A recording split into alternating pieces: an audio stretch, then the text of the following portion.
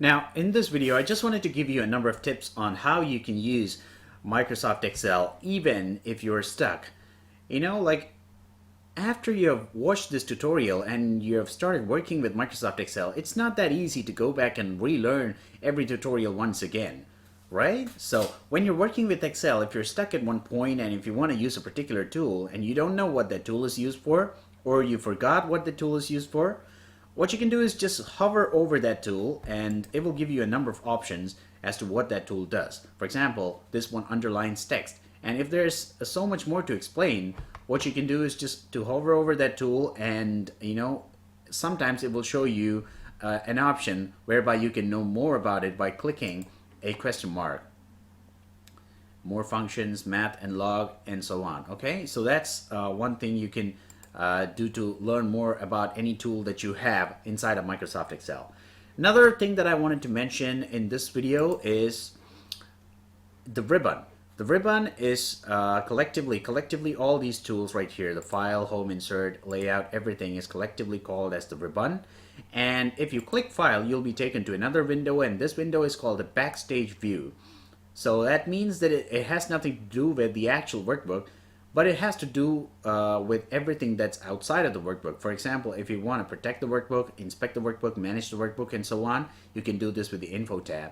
And you can also change your print settings. You can share it with other people on, on a cloud or via email or something like that. You can publish it, export it. All these settings that it does not have anything to do intrinsically with the file, but with the file itself is incorporated inside the file menu.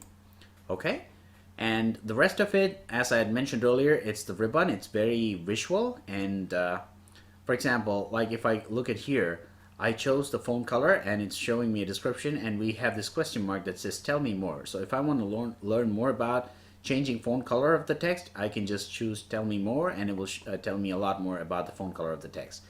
Now the next thing that we're going to look at is how to hide this ribbon if you want to. For example, let's say you're working with a huge table and you want this to be shown to a bunch of different people while you're making a presentation, and you want to hide everything that you don't need right now except for this table right here.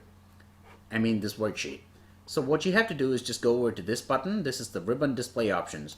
Go over there and auto hide ribbon, and it will hide everything and you can only see the worksheet. How do you get back? You just go here and you have the ribbon display options here, and then show tabs and commands. It will show everything. You will also have the option to just show the tabs and not the commands, which will actually trim the view to this view, which is actually it actually saves a little bit more space but does not do anything substantial when it comes to presenting the data to someone else.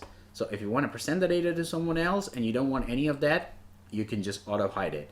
Now my favorite is this one, show tabs and commands, because obviously it will give me all the tools. While you're working with it, this is the best thing to do.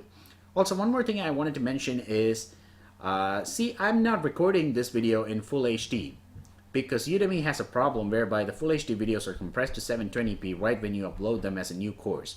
And this will cause blurring of the image, and it does not give you the exact quality that I intended this video to be in, which is why I'm reducing the quality to 720p so that it will still maintain the sharpness of the image rather than the resolution, So this video will be sharp as opposed to a 1080p video that I uploaded on Udemy, which Udemy converts to 720p. So that's the reason why I'm doing this. Okay, so that's for this video, and in the next video we will look at more details and we will delve deeper into Microsoft Excel. Thanks for watching. See you in the next video.